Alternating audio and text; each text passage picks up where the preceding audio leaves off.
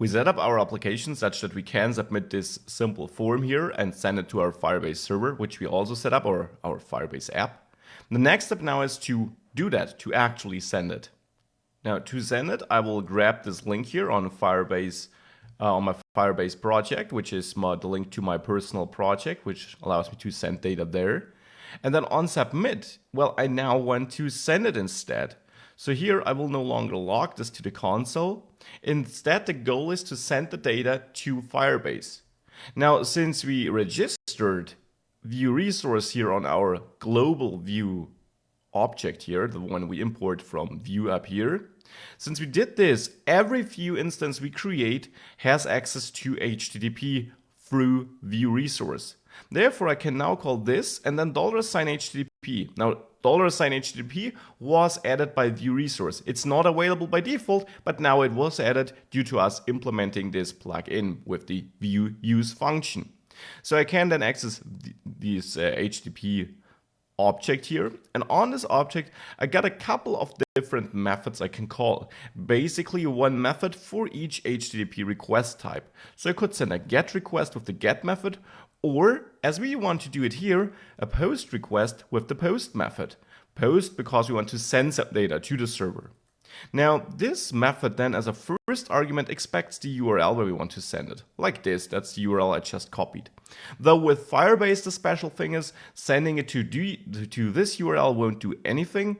We have to specify a data node we want to create. So in this database here, we want to create a special node, let's say data, that we have this data node which holds our data. So we therefore have to go to our URL and add data, and that still would not work. Firebase only allows requests which target .json resources. So we have to simply add .json for Firebase to handle this correctly. The .json is mandatory. The name here, data, is up to you. This will create such a data package or node on our server where this will be stored, or in our database, I should say. And with that, we set up the URL, though we of course also need to send some data, don't we? Now, sending some data is very easy. We simply need to supply a second argument, which allows us to send the data or to set up the data we want to send by default. Now, which data do we want to send here? Well, we want to send our user. So let's try sending this user and let's see if that works. This is how we generally set up a POST request. For a GET request, the second argument here, of course, wouldn't be needed, but I'll come back to this. Now, that will send the request, though we also might want to do something with the response.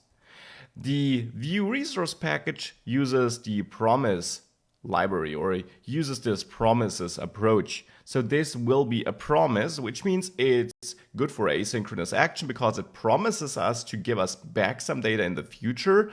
And it can only promise us this in the future because the data isn't there yet. Reaching out to a server is no synchronous task. It takes some time. So therefore, I can now add then, the then function we do have available on promises, which will allow me to add a function to be executed once this operation is done. So once this request has been sent and once we did get a response back. So here in this then function, I can use the response I get back, and I use the ES6 function here with the arrow, and then I can handle it here. So in this case here, I could simply say console log response to have a look at what we're actually getting back. Also important, you can add the second argument here too on this then function. That would be any error we get back. So here we can simply also log any error response we do get back. Well, and with that set up, let's see if this now works. I'll go back to my application, open up the console to see any errors we might get, and then I'll send some test data here. Let's hit submit. And this looks good. We do get back a response which has some body where we do have a name which is very cryptical. I'll explain this in a second.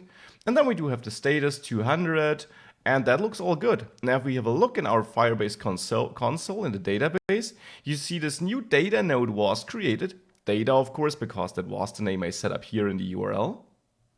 And if we have a look into this node, we see the same cryptical string And under this string, we see email and username, the data I submitted. Also recognize that all the extra Vue.js stuff Vue.js created when we printed the object to the console before wasn't sent here. So that is really clever by Vue.js here.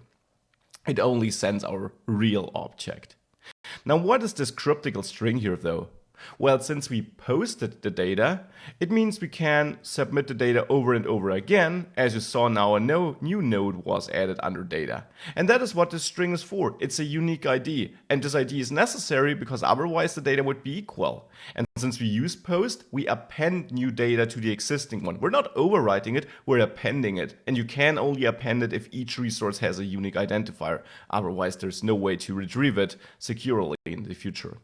This is what this strange string is, which we also get back in the response by Firebase.